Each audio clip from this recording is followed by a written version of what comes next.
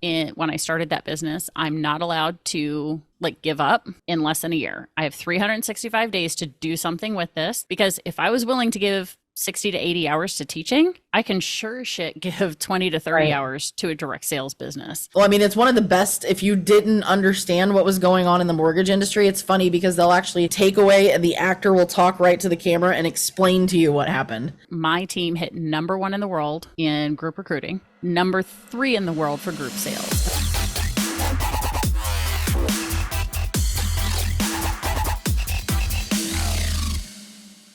Hello, and welcome to episode 18 of Fuck Your Podcast. I'm Emma Pardo. And I'm Katie Martin, and we have a special guest today, Miss Jennie Bellinger with B.D.S. Direct Sales Mastery. We're excited to have you on the podcast today. Oh gosh, I love that I get to be here with you guys today. This is so freaking perfect. I'm ecstatic. When I heard the name of your podcast, I was like, that's it. I'm getting on that show. Have to, yes. Awesome. I love it. And that was also kind of like our strategy. I know we were just talking about your marketing strategy behind B.D.S.M for you. And that's kind of what we did with ours. We're like, you know what? This is for all of the meatheads that think that their podcast is making them look like a celebrity. Yeah, right. Another dude with a podcast. But another dude with a black backdrop with red lettering. Yeah. And a fuck you mentality. Right. Oh my God. No kidding. And let me quickly explain to the dudes who may be listening to this, although I highly doubt they are, but maybe. We do have a mostly female audience. It's mostly female. There's a difference between a fuck you attitude and understanding that what you think of me is none of my business. And I think in many cases, they think what they're conveying is the second one, but what they're actually conveying with everything they say and do is the first one. Yeah. It comes off to me as very little man syndrome. Yeah. In a lot of ways. Yeah. And I also just looked up, we are 91% female audience. I had to look up the number. I was like, I saw it the other day, it was pretty high. So yeah, 91% females. Well, that's fine. That's a lot of who we're trying to help. I mean, we definitely don't exclude men. We have plenty of male clients, but yes. But it's just one thing I wanted to mention too, like how exciting it is. Like Emma, Emma, you probably could experience this the more friends that you make because you just moved to Texas.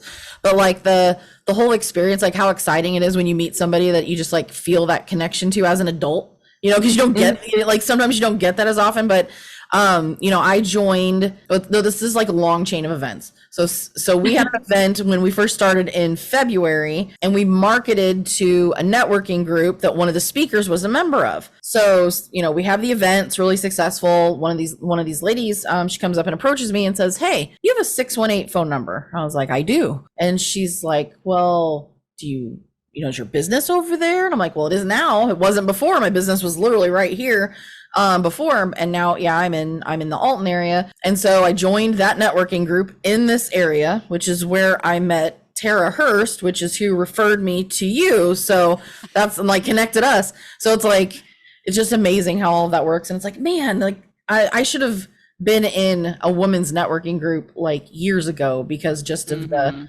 community and the connection, and like you genuinely want to help somebody else without focusing on charging them for it, because like you help them and point them in the right direction and connect them with the right person, and then that it ends up coming around. So but it's just exciting, the whole I was gonna say it's not the trend right now to not gatekeep. Like I feel like everybody's in this like mindset of like, I've got something that's working for me, I'm not gonna share it with anybody else. But at the end of the day, the same clients, like it's less likely that like one of our clients is gonna go to like one of our close competitors. So why does it matter? Right. Because here's the thing, people buy from people. They don't buy businesses. Right. So, and our brand is a representation of who we are. Yep. And that is what attracts the people in initially. And then once they get to know us, they're buying us. They're, we're not selling us, they're buying us. There's a difference. Right. And I think that's that's what a lot of people in business miss out on, is the difference between what you're selling and what people are buying. Right. And once you understand that, then you don't have to worry about losing clients to anybody else, which is why I don't worry about having other coaches who do what I do. And I put air quotes around that for anybody who's just listening to the podcast instead of watching, because there is nobody who does it exactly like I do. There isn't. They just don't exist. There are other people who do similar things, and we might have an overlap where the Venn diagram looks like a really funky circle, but because there's just enough outline on either side of what the two of us do differently. But I don't have a problem with people who do what I do coming on my show. Right. If someone has not stepped out to talk to me, but they listen to the show, and after one episode, after one interview, they're attracted to my client or the guest, go for it. That was your person. They were never mine to begin with. They were just my listener. They weren't my client. Right. There's Nobody's paying for my podcast. There's a big difference, you know? And I think I've said this on the show before, but I had a client years ago that was a modern day cobbler. He was a shoe cleaner, right? Nice. And the more we got into his social media, and I'm like coming up with all these content ideas, I'm like, there's so many things we could be doing. We could do time lapses and like before and afters and like all these crazy things that would do really well on social media. He's like, I don't want to post that. I don't want people to steal my idea. I'm like, you're a cobbler. You know, if you strip it all down, like you customize shoes. Other people do that, you know. Yeah, there's, you know, we're not the people that invented marketing, but we do it. And anybody that comes on board with us is they're resonating with us as people. So, yeah, that's why I was so frustrated that day. He was like, I don't want people to steal our stuff. I'm like, you're a cobbler. Like, I don't know how, like, what else to say to you, but you stole this from somebody else to begin with if we're going to play this game. Yep. So, wasn't invented. That actually made me think of a quote that I saw today, like the whole, and we'll get into here in just a second. Like you said, your brand, it's like attraction and then also detraction, because a lot of marketing is just segmenting the people that you don't want. There's a lot to that. There was this quote that I saw today. It says, and it also, like, you can see how this ties together. It says, customers don't buy because of who they are. They buy because of who they wish to become. And so when you understand that, and if you are what they wish to become, or you have something that they wish to gain, that's how you connect those dots. I thought that was an interesting quote, and it kind of tied in with what we were talking about today. It really does, because that's how I came up with the name for my podcast, is because I said, the way that I always kind of thought of myself in my previous business was I was a badass at what I did. Like, I just was a badass, and I was in the jewelry industry, and my favorite jewelry was the badass jewelry, the leather stuff, the studded stuff, the stuff that looks chains and all of that. Like, not like chains, but chains. Yeah. Like, that was the stuff I love to wear. Sometimes I would wear the more feminine, girly stuff, but it was mostly the badass rock star looking kind of jewelry. And so I realized, okay, so what I'm looking for are people who also want to be badasses. So I'm going to do a podcast that's badass. It's badass. All right. So it's direct sales. Now we're badass direct sales. We have B.D.S. This could be so much fun if, right? And I also am very tongue in cheek, love to laugh and have a great sense of humor. I like kind of throwing people off just a little bit, off kilter, because that's where people learn to stand, right? Is they have to get off balance. Right. And so the Badass Direct Sales Mastery came about because I realized I want people who want to be badass and want to master their business. Right. So there we go. That's the name. And then the theme, the BDSM theme that goes along with it, because those who didn't do the math at the beginning when you read the name of my business. Right. Right. Yep. Badass Direct Sales Mastery, that's BDSM.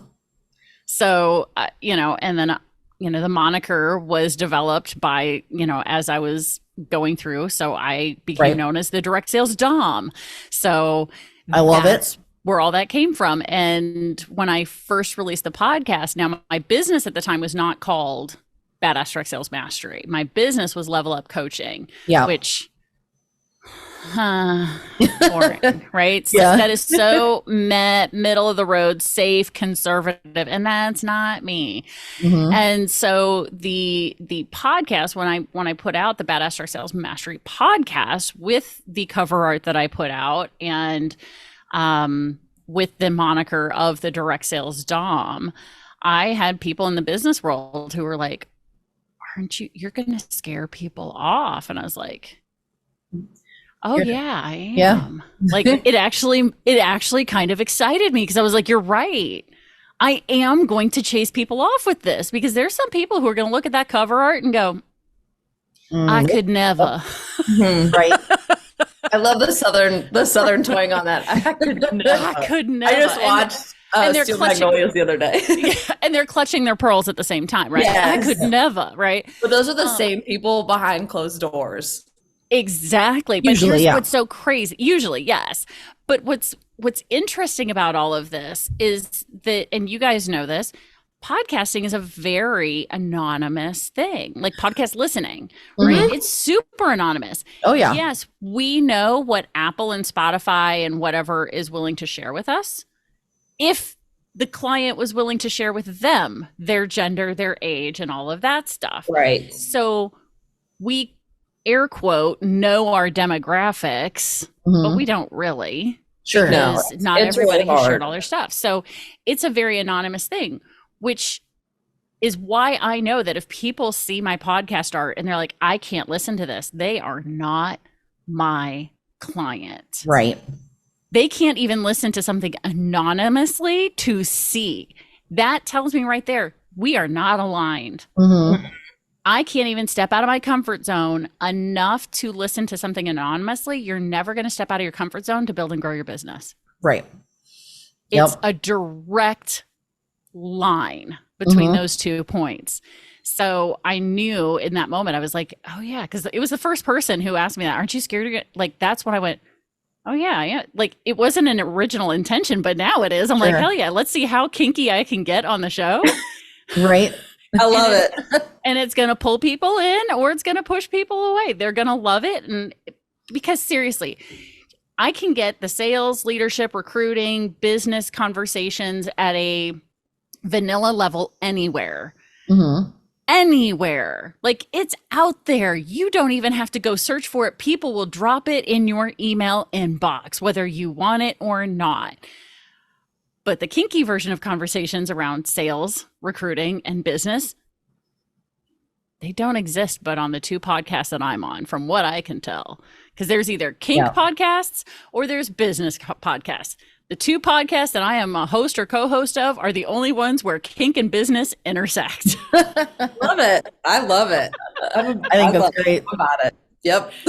So that's where that came from, was just me doing my research and going, okay, there's a bunch of direct sales podcasts out there. Here's what I want to create. Like, here's the people I want to attract. And looking at what else was out there, I was like, they were all soccer moms or power suit power pose. Yeah. Neither one of those is me. And I was like, all right, where can we go with this? And my coach and I discussed it. And so that's where B.D.S.M, Badass Direct Sales Mastery, the Direct Sales Dom, that's where it all came from, was a wine and bitching session, planning session around a fire pit on a Friday night. But also so I studied PR in college, and I have, some PR circulating through my day to day. And what's so funny is that everybody looks at businesses and expects them to be this perfectly packaged, can do no wrong, white picket fence, whatever you want to call it, right? But it's okay. Some people need to realize it's okay to push the limits on that, because one, you're gonna isolate the people that you want to reach, but 2, if you do it consistently and it's not like a half-ass, half in, half out situation, it's okay. You just have to be consistent. The more you switch up, the less people are like, I want to be a part of that or invest in that. No, if you're consistent and stay on point, especially with how you talk about things or post things or say things on your podcast, the consistency will get you far. Well, your authenticity shows through when you do that. So I think the greatest thing is you really took something and nope, that's not me. But also you're making it your own. That's really great. You're bringing to light what people are thinking. Mhm. Oh yeah. Oh, That's- let me tell you. Oh And some my people God, are when I so came up afraid with of that. when I came out with this brand, here's what's so interesting is the number of people who reached out to me behind the scenes, and I will never release their names. I will never out anybody. Right. But the number of people who reached out to me and they're like, oh, you're in the kink community too? Like the people who I had no clue were in that community because either we live in different cities, so we were never going to intersect at the same dungeons, whatever. Right. But what was so interesting was the number of people who came out of the woodwork behind the scenes Mhm. to say, hey, I'm part of this group too. And I've had a number of people since then say, thank you so much for being representative of our, like a representative of our community, being model, showing that kink is not just taboo. Sure. Right. You know, it's because it's not. And that, let me tell you, if people knew how many people in their lives were part of this community, they'd all be shocked because everyone's so scared to say it. But then what's so interesting is when you're out at a kink event and you see someone you know from another category of your life, right? The thing is we all know, like, we were both here. So the only way it's going to get out is if one of us says something. Right. So nobody's ever going to say anything. And I'm not going to say anything because I'm not going to out somebody. And it's no big deal if someone outs me because hello, the podcast. Right. You're not afraid to be out there about it. But it shows you, like, you're a human, you know? Like, I admire that. It's just like, I'm human. This is what I'm into. If you can relate, great, because there is so many people that can relate. Like, I listened to one podcast, and it's kind of like a gossipy celebrity. It's called Call Her Daddy. It's super popular. Yes, like, I've heard of it.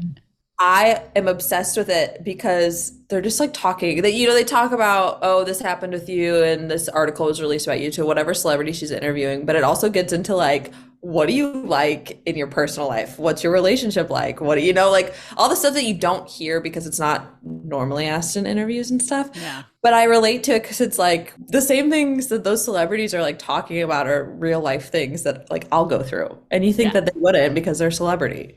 Well, they're people. Yeah, they're people. That's what I think we forget. So yeah, that's something I admire is that your whole brand is showing that you're human and it gets you so far with that. Some people are super afraid of that, and regardless of what they're into, right? I mean, it might not even be something where it's that, you know, obviously there's a group of people that are going to think like, what do you mean kink community? Like they don't know what that is. And it seems extreme to them.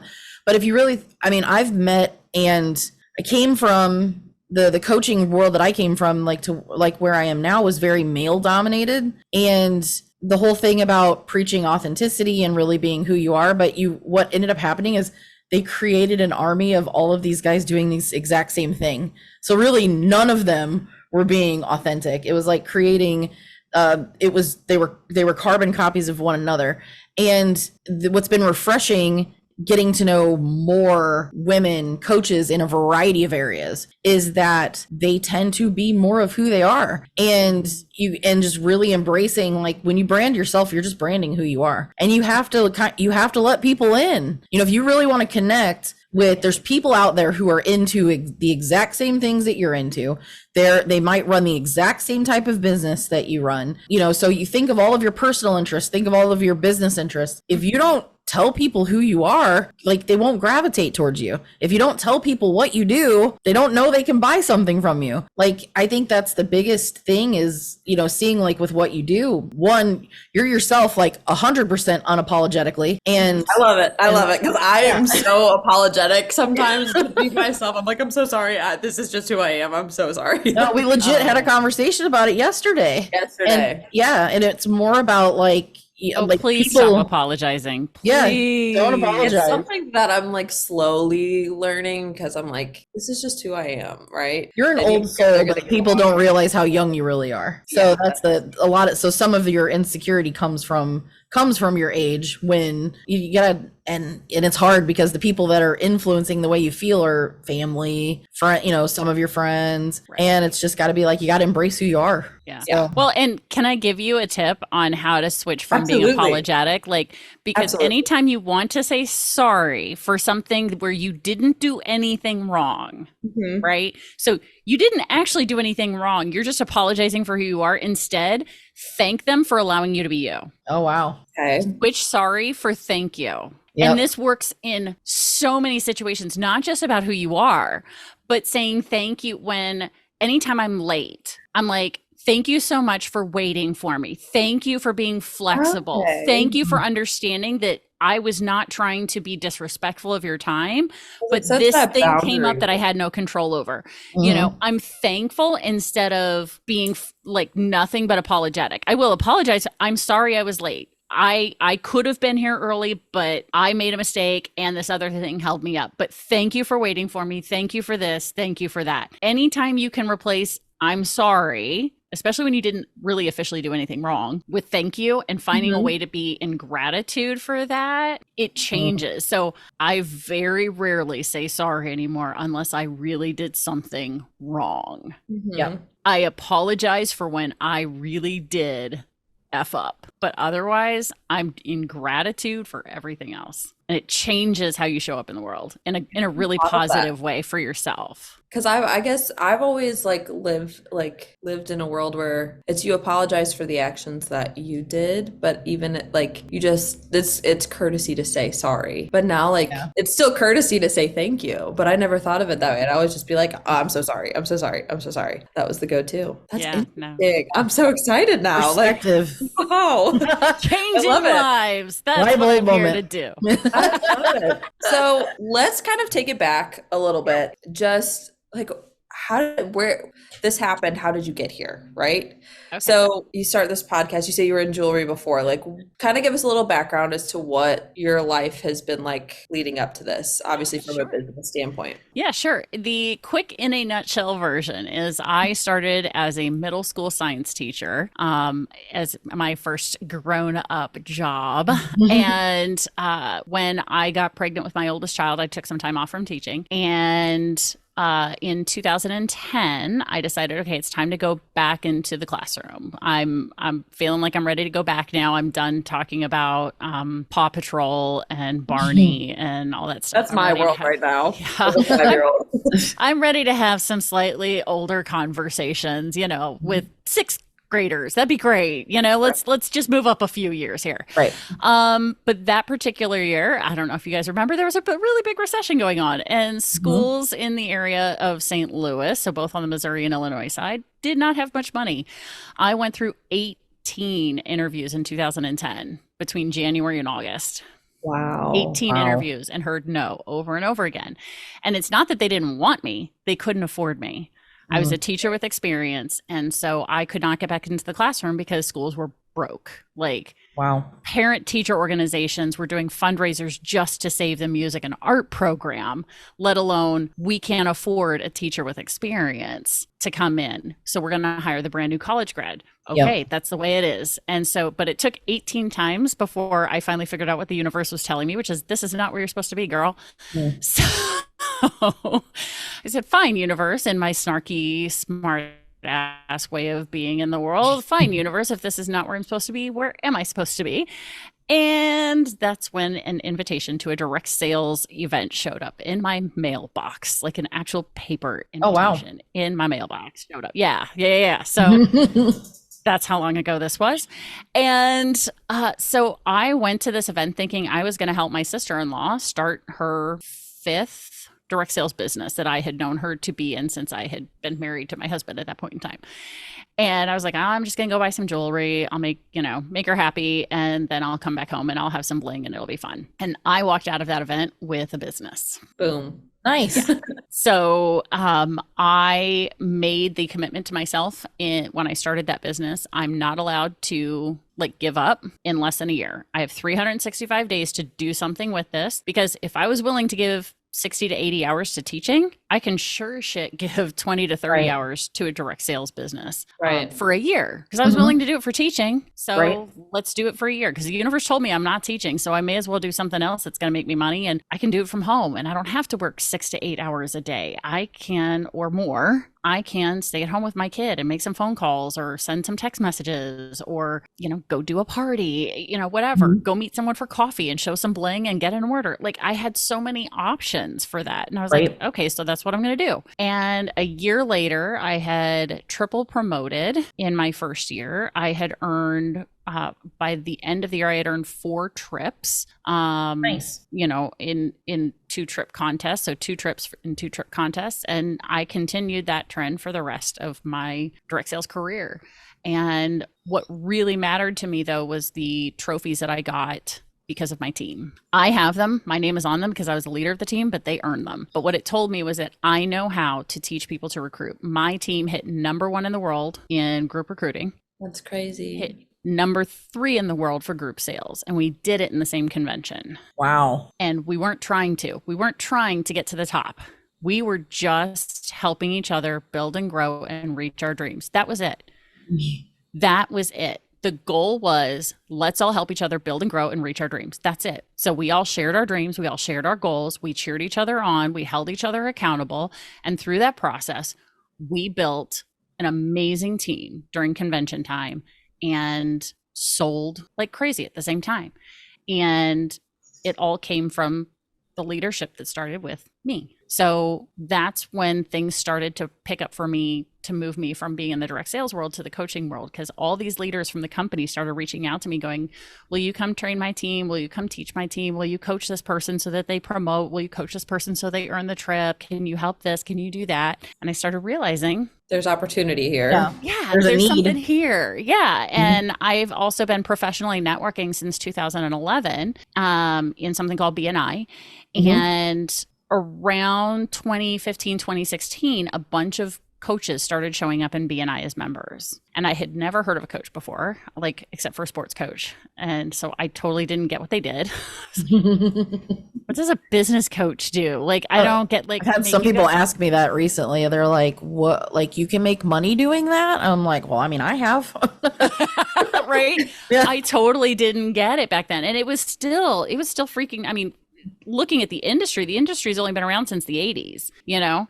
And so it's still really, really new, but it has really taken off recently because lots of people have lots of expertise knowledge, right? Yep. But there were very few coaches. In fact, I didn't meet any who were working with direct sales or network marketers. Yeah. And I had one coach who was willing to take me on as a client because I said, I want to build and grow. And these other coaches were like, I don't do it. I don't do that. Like some people actually were like, I think what you do is a pyramid scheme and I won't work with you.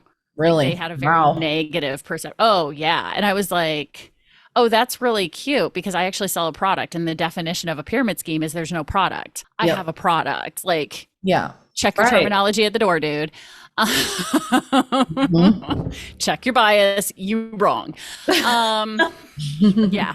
So, and I can go off for days on the pyramid scheme, like misperceptions about our industry, but that's a whole other conversation for another day. But there were coaches who just didn't feel comfortable working in the industry. And I realized, ooh, so there's a whole underserved population here. Right. And I was like, and they really need me because around that time, I remember going to one of our little hotel rallies, a regional rally. There's about 100 of us ladies in the room, and we would have these every year, like before convention. And then we go to the big convention in Chicago or Las Vegas or whatever. And looking around that hotel room of 100 ladies, I realized in that room, I could count on one hand the number of us who had been in that same room 5 years before. Wow. And I was like, that's a 95% turnover rate. Yeah. Is this like just our company or what's that? So I started doing my research and I realized, no, there's a 90% turnover rate in the entire industry. In 5 years or less, 90% of people who start a network marketing, direct sales, or MLM business will leave the industry. And I was like, this has got to change. Right. Because the reason people are leaving is they have a lack of knowledge, they have a fear of sales, or they don't know how to lead.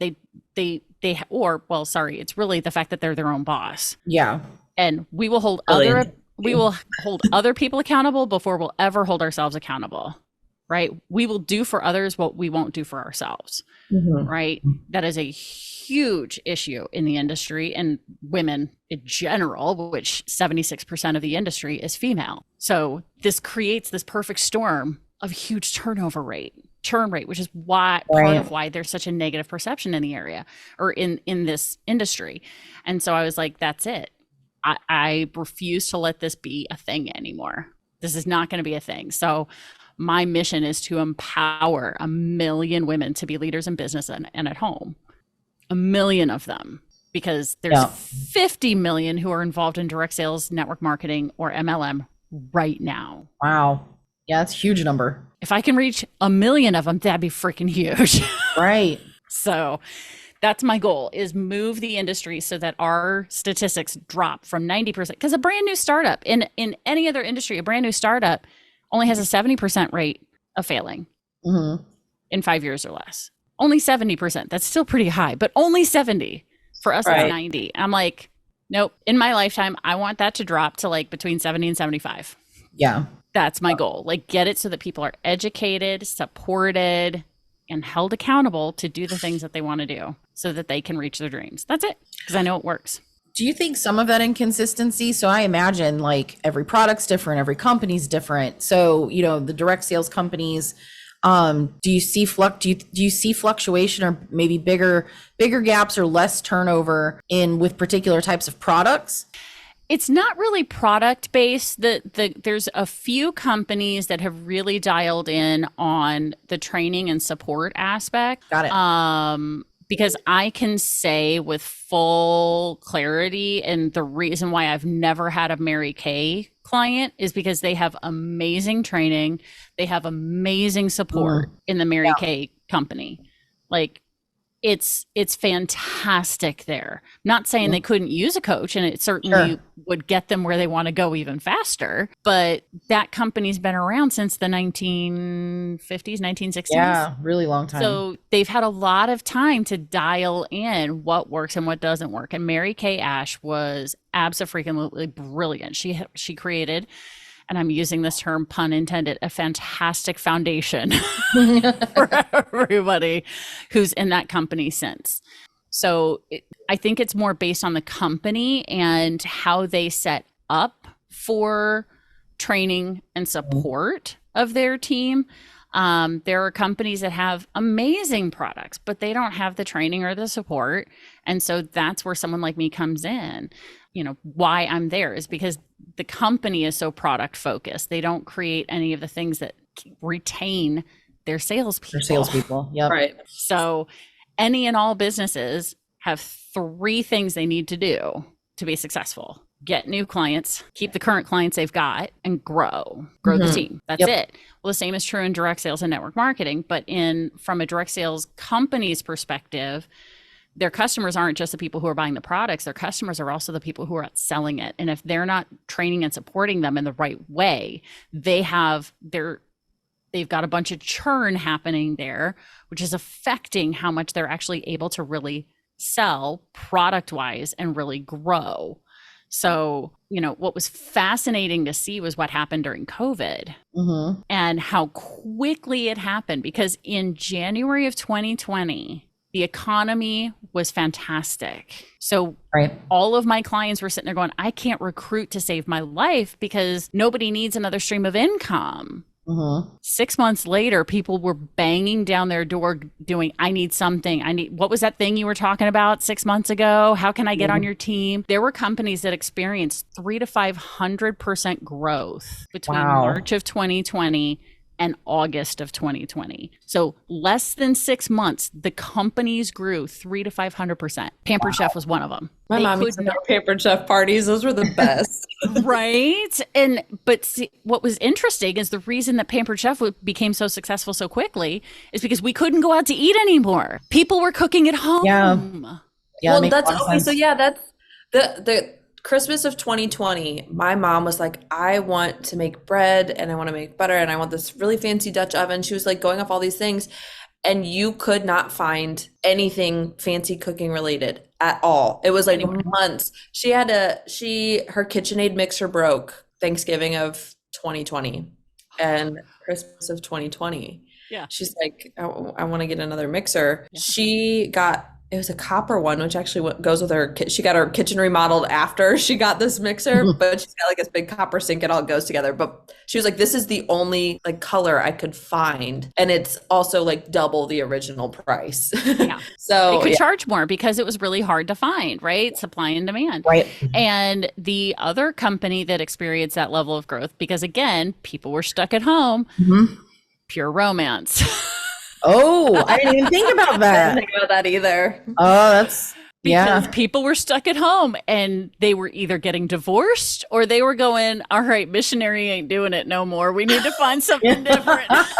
we need some assistance. We need to spice this up. I still lived with my parents during this time, so it's not like I had any like Right. Right. And then all the single ladies were like, well, now I can't even go and have fun. And right.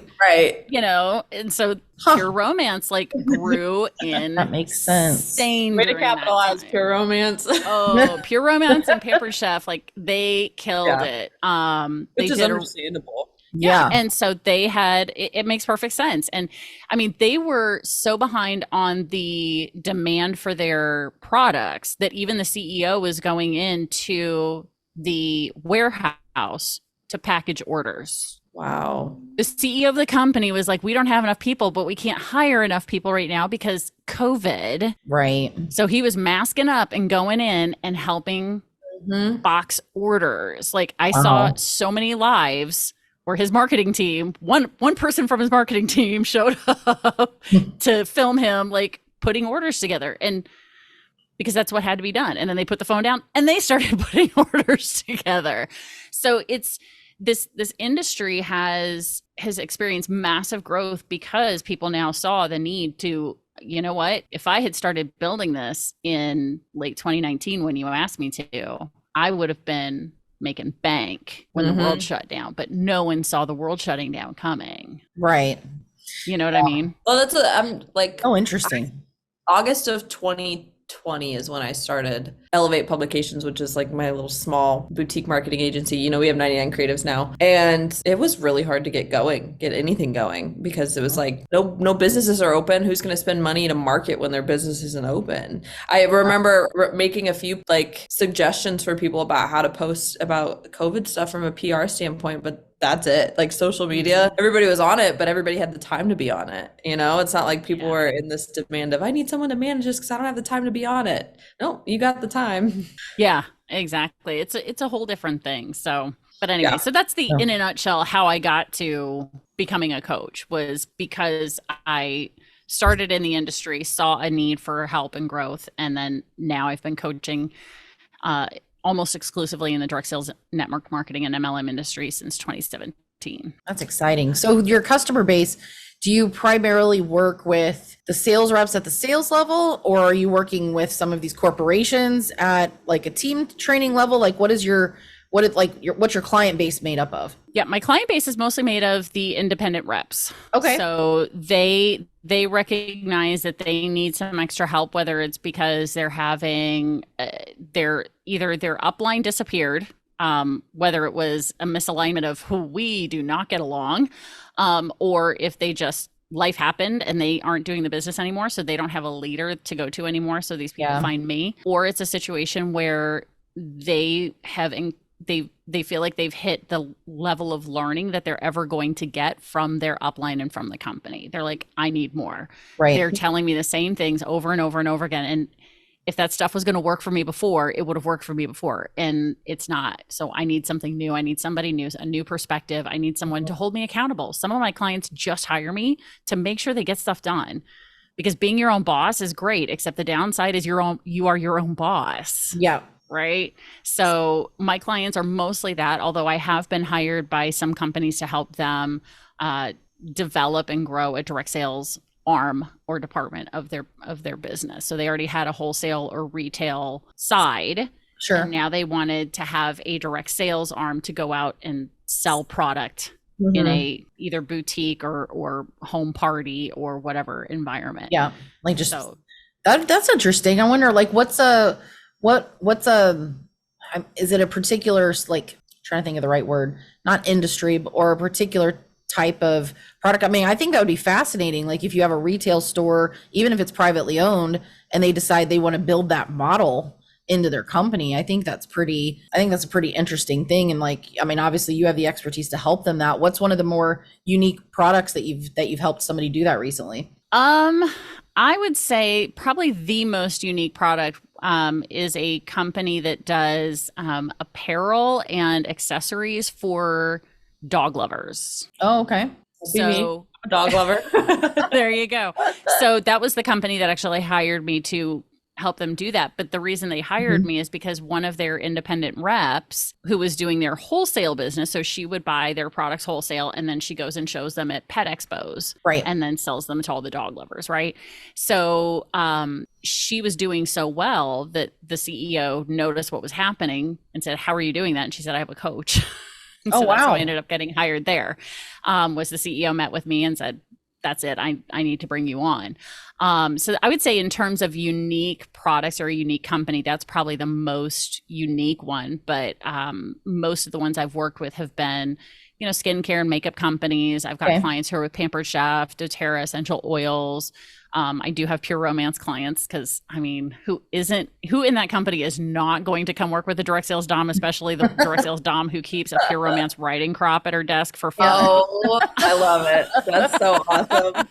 That's so awesome. So like I've worked with, in 7 years, I've worked with over 35 different companies in that time. So some of them have stayed with me the entire time. Some of them came in, worked with me for 6 months, got what they wanted, and ended their contract. That's totally cool too. So I've got quite a variety out there. Awesome. This is an interesting question. I know, like when I started doing marketing more full time, even with the firm I was with prior, just understanding like the whole process of acquiring a client. And then you look at, like you mentioned Mary Kay, which made me think of this. Then you look at the same kind of process done, like 40, 50 years ago. And I remember watching Mad Men and how they ran an ad agency, because marketing and advertising was totally different back in the 60s. And I remember thinking to myself, oh, that's so unique. And then you start thinking of other brands. Well, then I was thinking like about Mary Kay, again, old company, mastered direct sales in a totally different capacity. And they're still in the game in 2023, where they had to probably go through this huge like evolution. What are and again, we remember certain things like direct sales from when we were kids, like the parties that your mom would have and stuff like that. So what are some like are there any of like old MLMs or old direct sales or just direct sales type of companies that you kind of look back and giggle at, like that were from, now that the industry, like you get a different set of eyes now that you're in it, there you look, it's like, oh, this existed back then, and it's really kind of funny. One that comes to my mind was always the home interiors. Oh, like, yeah. Just like all the stuff from, that you could order for your house was just insane. And they would have huge parties.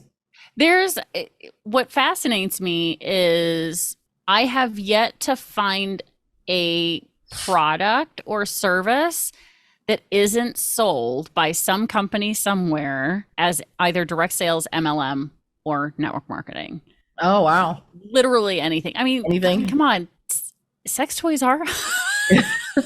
I mean, if sex toys are sold that way, I mean, you can get Dish Network and satellite TV, like, direct TV through a network marketing company. Mm-hmm. You can get your electricity through a network marketing company. They knocked on my door the other day. Yeah. So there's there's multiple companies that are doing electric, and so it doesn't surprise me anymore, like every once in a while I'm like, oh, that's fascinating, or that's interesting that's a product. It hadn't occurred to me, but it no longer surprises me. Like I haven't had my jaw hit the ground in a long time.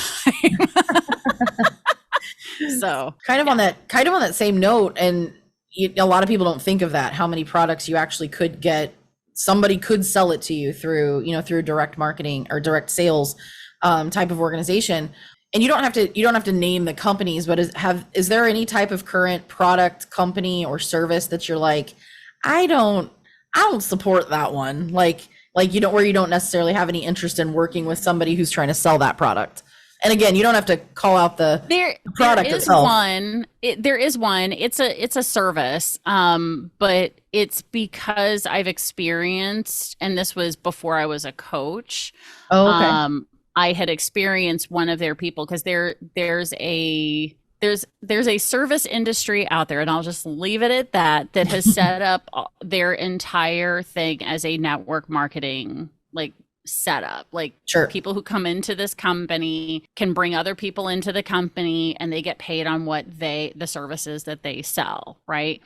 But the training that they gave and still give, to my knowledge, based on the people I've run into that are with this company, is the stuff that gives the rest of us, which nobody knows this company's direct sale or is a network marketing company. Oh, wow. Very few people know that it is, but it's those same sales tactics that give the rest of the industry a bad name. Got it. Yeah. Like, hey, I just gave you my entire pitch. Now give me names of 3 of your friends and their phone numbers. Hard no, dude.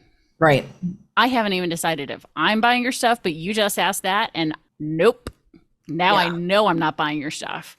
Yeah. Like, I have no experience with whether or not your service is worth it. Mm-hmm. No. You don't get to ask for a referral until later. That's not how that works. And they're still training that way.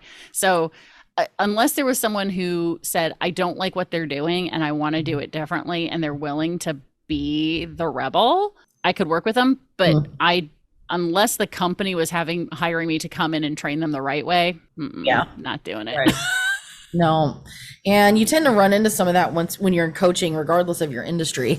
There's certain people that's like, or they try to, or there's a couple in the industries that I'm in where if a certain particular coaching organization who's trying to coach the same audience that I am, were to say, hey, do you want to be a part of this organization? I'd be like, no, I'd keep doing what I was doing. But no, I got to correct. There's another coach that I'm really good friends with, and he works with a whole different audience. And he posted something in his community that I'm a part of, because I like him and I like the content that he has. And he posted something about something that he's doing. Of course he's teaching, but the way he positioned it put network marketing in a really bad light again. He's like, those network marketers who blah, blah, blah, blah, blah, blah, blah, blah, blah. And I was like, dude, I'm in your group, and you're talking about my people, my tribe like that. I would really appreciate it. I love you. And I say this with all the love in my heart. I would really appreciate it if you didn't position your stuff making us look bad, because that does not look good for you. Yeah. And he was like, you're absolutely right. I'm changing it up, right? Because part of my goal is to change the perception of this industry, because you're not going to be able to change that statistic if you're not going to change perception. And it doesn't even have to be with people in the industry, but it helps. Right. Exactly. So that's really what I'm working to do. So I'm also out there championing for the entire industry by doing that, to be able to go out and say, look, I'd appreciate it. Your stuff is your stuff. You're willing to continue to say it. Just know that if you continue to make negative comments about my industry, I'm going to leave your group, and I don't know how much longer we're going to be able to be friends. Right. I expect at bare minimum that my referral network, my network of people, are going to at minimum support the industry. Industry. I'm not saying you have to support everybody in the industry, because there are bad apples, but there are bad apples in coaching. There are bad apples in financial advising. There are bad apples in law. There are bad apples everywhere. And yet we don't sit there and look down on financial advisors. We don't look down on mortgage people for the mortgage thing that sent us into a recession in 2008 and 2012. What's so funny is in 2008, I was in the 5th grade. So I don't know much about the recession.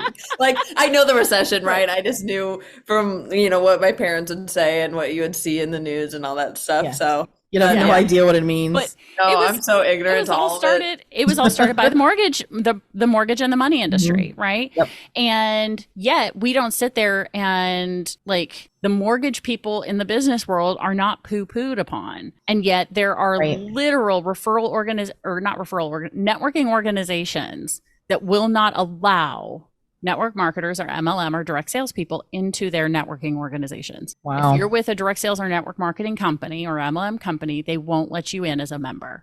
And I think it is absolutely abhorrent. Yeah. And I think it's horrible. Yeah. And so the only way we're going to change that is to be like, it wasn't network marketing that sent the whole world into a recession in 2008. So I really appreciate it if you quit being a jerk about it, you know? Like, come on. Kidding. So not to end on a downer or anything. Well, I mean, Emma, if you want to learn about the recession, you need to watch the Big Short. Like, it's a movie. Oh, okay. So it's probably it's one of the best. If you didn't understand what was going on in the mortgage industry, it's funny because they'll actually take away and the actor will talk right to the camera and explain to you what happened. Oh, and they break the fourth wall. I love it when people do that. It's such a great movie. And honestly, because I was younger, but I was in storm restoration construction, not traditional construction. So all of these home builders who were building houses and selling these houses, and what they were doing is that they were taking out mortgages to take the funds to pay off the construction debt on the house that hadn't sold yet. And so all this money was getting commingled where you can't do that stuff now, but they were doing it for all of these home builders then. And so when the bottom dropped out, all of these construction companies went bankrupt. And so we're all going, we're fine. Like, what's going, like, because it just didn't affect us. So, but we saw all these tradesmen coming onto the market, and they needed work because all of these larger construction companies were going under. So yeah, it was kind of crazy. But anywho, that's a really good movie. You both should watch it. It's like one of my favorite movies, and it explains all of it. So. And it's funny. It's kind of done. It's done with humor. So I will go check that out for sure. So let's see. No, I mean, there's so many more questions that we can ask. I know there's so many business questions. I know Emma talked earlier about personal questions, and I was like, I want to know what she wants to know. Well, do you have a certain time you're like, okay, this is the only time I can give you? Can we keep going? Like, what? We can keep going for a few more minutes. Yeah, not a problem. Okay, cool. Yeah. So let's kind of switch into the personal side of things. Yes. When you're not working, what are you doing? Ooh, when I'm not working, what am I doing? I am a nerd behind the scenes. Like and both of us. Like all of us. Yeah. I love anything with star in the title. Star Wars, Battlestar Galactica, Stargate, Star Trek, all like if star is in the title, I'm a fan. I sing karaoke and nice. For fun. I'm pretty good too. So I'm gonna toot my own we horn love on a that confident queen. Look at her. Like, I'm gonna do it. I'm good at it. I'm not always perfect. I don't always pick the right songs, but for the most part, I know what's in my range, and I can do pretty well with karaoke. Certainly fun to go karaoke with. I love food. I love fine dining and trying new places and exploring, I love travel, love travel. And if I can mix business with travel, that all the better. Yeah. All the better. So I'm a huge proponent of the marketer's cruise, which if somebody can and does do business online, if you're not on the marketer's cruise, you are not mingling with the right people. So the marketer's cruise. Love it. So that's what I'm doing when I'm not doing business. I was going to say, I think we need to look into that, Katie. Right. Marketerscruise.com and just when it says who invited you, just say Jennie Bellinger. There you go. All those things. I still think you're checking off the best friend list on my end anyway. So and we don't live too far from each other. So I know. Karaoke. Why did I move to Texas again, Katie? Right. Exactly. Come on back. We're here. We could be doing all these magical things, Emma, but you decided to move to Texas. Well, we also didn't realize the gravity of starting this agency. I mean, we didn't at the same time. Like, it's been great because we have our own schedule. We can plan what we need to, but we're also like, damn it, we missed out on this opportunity for content because we're this far apart. Right. We can only Other content. But yeah, definitely we're Star Wars fans over here. I actually just took them down because we're in the middle of moving, so my house is like kind of in shambles at the moment. But I took down my the blueprints for all the ships. Oh, did you? From my office the other day. Yeah, I'm like trying to figure out where I'm gonna incorporate those because they don't look like super nerdy Star Wars things. They look very like modern. Like it looks like it's like decor. I mean, that's like an actual blueprint. All three of my walls have Star Wars artwork. You know, like the other 3 walls except for this one. So I love it. Yeah. Actually, I want to show you. So we were actually furniture shopping the other day too, and I sent it to Katy. Ooh, what's that? But this is an entire Star Wars kids setup. Look at that. That's so cool. And we were going to get that because we were shopping for bedroom sets for Colt. My boyfriend, he has a son, he's 5. So we were shopping. I was like, oh, he loves Star Wars. It'd be so cool. But we didn't go with it. This is my Stargate. Oh, that's what I thought that was.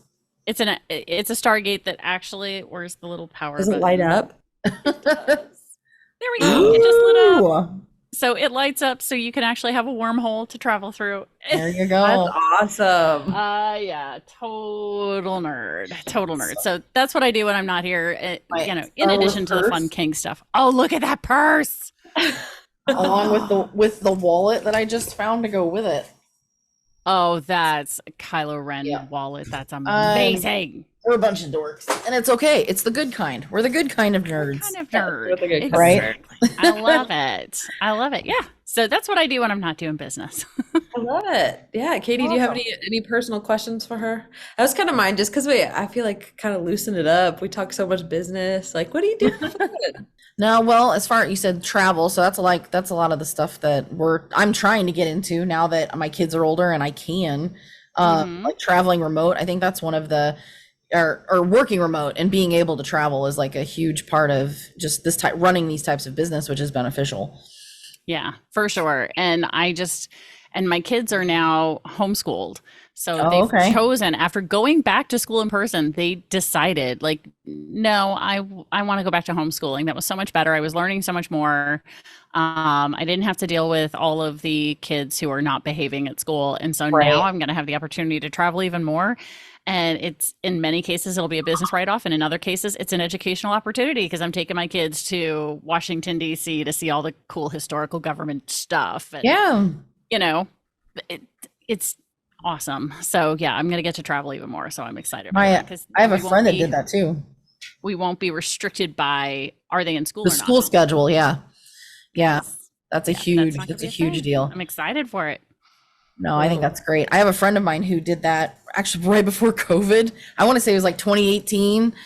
They bought a camper. It was practically brand new. They were remodeling it, and then they homeschooled the kids, and they did a decent amount of traveling, but it was kind of the same thing. Like, how often do you get to take your kids on a field trip to Mount Rushmore? It's like you don't get to do that when they're in school unless it's just a family vacation, but they would deliberately stop at historical places and things like that. And then COVID hit, and then they got stuck. So they ended up having to like park their camper on some family's property because they couldn't get into any of the campgrounds. But up to that point, that was the same reason they did it. They homeschooled the kids, and they were able to see more things, learn more things, cultural things from different parts of the country. So I think that's great. So that's what I'm doing when I'm not businessing. I love it. So we'll definitely have to meet up. So you're involved in B&I. And there are B&I chapters all over the place. That's probably where Tara met you, because she calls herself a professional B&I sub. She subs for people. And then the only networking group I'm part of right now is Little Black Book. So I'm gonna try. I actually just joined. Did you? Which chapter? They're starting a St. Clair County chapter. So that's right. Yes. So I am part of the inaugural part, as long as they don't meet on Thursday mornings, which they just sent a thing saying we're meeting on Thursday mornings. I was like, if you want me as a member, no, we're not. because I'm a dom. I can do that Yeah. kind of thing. They've been begging, the owner of LBB has been begging me to be a member for years. Like she's been Oh, wanting me wow, to be a yeah. part of it for years. And I'm like, I would love to, but I'm not driving all over East Jesus to go Right. kayaking. Like I want something close to home. And so when Mhm. you start an O'Fallon chapter or something, Belleville, Fairview Heights, somewhere here around my area, Yep. I'm on board. And so she started one and I was like, okay, when are we meeting? And she said, when you're part of the inaugural group, you get to give your input. And I was like, great. Nobody asked for my input. And I was like, okay. Yeah. Yeah. So I was like, if you guys either want to start another chapter that's not on Thursday morning, I'm happy to be a part of that. I will not build it, but I will be a part of it. Right. Or you guys change the current group to not Thursday morning. This is totally fine. I'm not butthurt either way, as long as I get my money back. Yeah. So If I so can't far stay. it's been great. Our chapter's new too. Like you have, I don't know if was the Madison County the only one in Illinois for there's not that Yeah, many. the Madison County one was the only one, and then they switched to an Alton version Yep. of it, and then the Edwardsville, the Southern Madison County Southern version. Madison so there's County. an Alton one, and then there's what they call SOMAD, and Yep. as long as SOMAD, I could transfer to that one as long as they meet in Troy more often than Edwardsville, but Yeah. they're trying to rotate where they meet, and I was like, I don't know if that'll work. Yeah. So I just joined the Riverbend one, which is the one in Alton. And then so we get people that go back and forth, like for the coffee and connection. So but I'm excited, like, because that's a whole other way to meet to meet more people in St. Clair County too. So Yeah. maybe I'll come visit because we can Yes. visit each other's chapters on whatever day they have coffee and connections.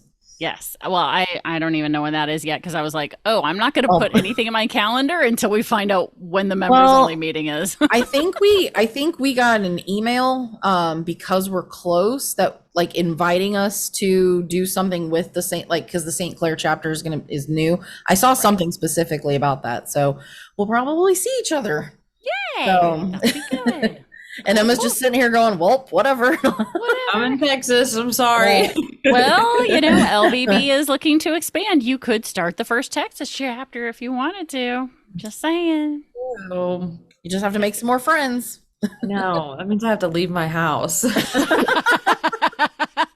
Yeah, I totally get that because so far this week, we're recording this on a Wednesday. I've left my house one time. Yeah, since I left last night Friday. because we're in the middle of packing and like half of our kitchen is packed, so it's not like I'm sitting here cooking all this food and we've got like a bunch of junk food, and I was so stressed yesterday. I left my house just to go get a bottle of wine, came back, parked it.